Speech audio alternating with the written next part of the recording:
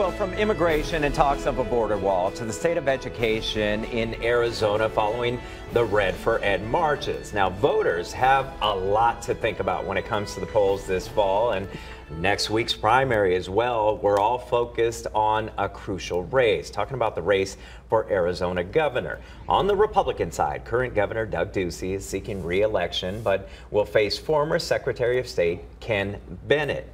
Now, on the Democratic side, seeking that nomination, we have three contenders: state lawmaker Steve Farley, YMCA CEO Kelly Fryer, and veteran and education expert David Garcia, all vying for that nomination there. Now, we've spoken with all three Democratic candidates and the Republican candidate. Now we turn our attention to Governor Doug Ducey, who is trying to retain his office on the 9th floor. We thank you very much for taking the time this morning and joining us. Thanks for having me, Javier. Absolutely. I want to get right to it. You spent some time with President Donald Trump earlier this week. There was some bombshell news dropped yesterday with his former campaign chairman, Paul Manafort, being found guilty, his former attorney, Michael Cohen, actually striking a plea deal. What are your thoughts on this whole thing playing out right toward the midterm elections? Well, first I want to say you're right. I was back at the White House on Monday. It was really a privilege to be asked to go back to the White House to honor our ICE agents and our border agents. They had some of the families of ICE agents that have been killed in the line of duty, and the president pointed out specific people in the audience and really honored them for their service, for putting themselves on the front line. I think sometimes we forget that these are American men and women that are there to protect and serve us and put themselves in harm's way. Tragedy can happen, so to be a part of that ceremony along with Sheriff Mark Daniels, our Arizona Sheriff of Cochise County, was something special to be a part of. Now, all the noise and disruption that's happening in Washington, all the breaking news, I think Washington has been at war with itself for some time. So as we head into the election cycle, I'll be out making the case on what we've done in the state of Arizona, the record we have, and most importantly, what we would like to do in a second term. With a dark cloud hanging over the president's head after yesterday, does he become a liability for him to come here and campaign for you? Well, there are people have their thoughts on the president. I think when you look at what's happening in the American economy, how right now it is booming. Certainly Arizona, we've got more jobs available than we have people to pay for them. The last time unemployment was this low, the viewers were renting their movies at Blockbuster. So there are a lot of positive things going on, but we're going to be making our case outside of the partisan argument, outside of Washington, D.C. This is focused on the state of Arizona and our citizens. So depending where you sit or what your view is, it depends how you hear this news. Let me ask you about this, because you were actually in Washington, D.C., yes, as you mentioned, in support of Customs and Border Protection as well as ICE.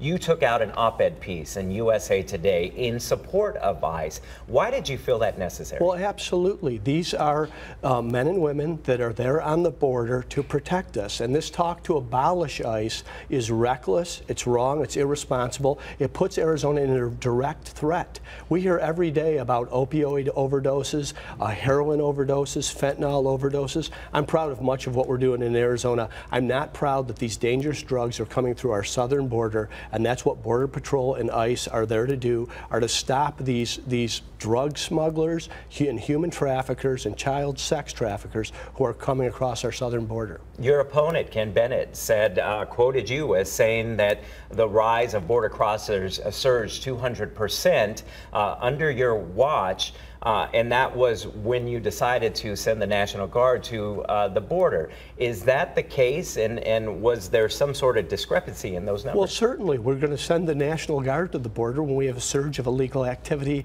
at the border. This has happened under President Trump, but it's also happened under President Obama and President George W. Bush. The National Guard is there to protect us. Now, they're not down there militarizing the border. They are supporting the border agents so that they can be on offense at the border. And I think there was an article in the Arizona Republic a few weeks ago that showed that the interdiction of drugs at the ports has been much more successful because of the help of the National Guard in supporting our border agents. I got to ask you about education. Of course, that became the big topic last spring when tens of thousands of teachers walked out in the Red for Ed movement. Now, their cry then turned to "We'll remember in November." Are you worried about that could come back and haunt you? Well, I'm on the side of the teachers, and I hope hope that the teachers do remember that they've got a 20% pay increase coming their way by school year 2020. About 10% of that has already gotten out. In certain districts, it's as high as 15%. This is a raise that our teachers earned and they deserved, and I was happy that we have such a booming economy in the state of Arizona. We were able to advance appropriated in the general fund so that our teachers will be experiencing a 20% raise.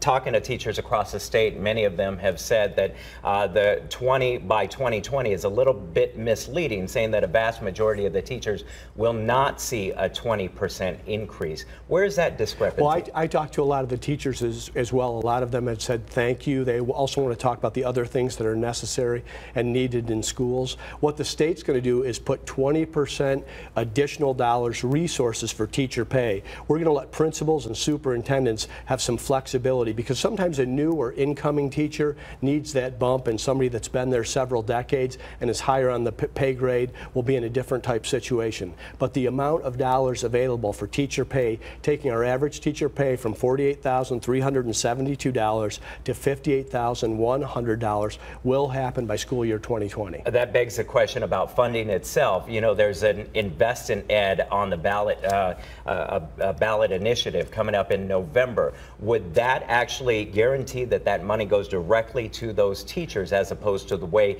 it's distributed to school districts? The 20% that we passed is appropriated in the budget for teachers. So that pay increase is there from our general fund in the state budget. I'm not a fan of tax increases. I think the reason we've been able to not only invest in our teachers, but our roads and our infrastructure, other things across the board, is because we do have a booming economy. We'll hit a population of over 7 million. Maricopa County is the fastest growing county in the country. So we've been able to responsibly add to our general fund and state services that are necessary. That's what I think is important. I want to see our economy continue to grow, our education system continue to improve, and I want to see our teachers continue to get pay increases. All right. We thank you very much for taking the time. We wish you the best of luck. Thank you.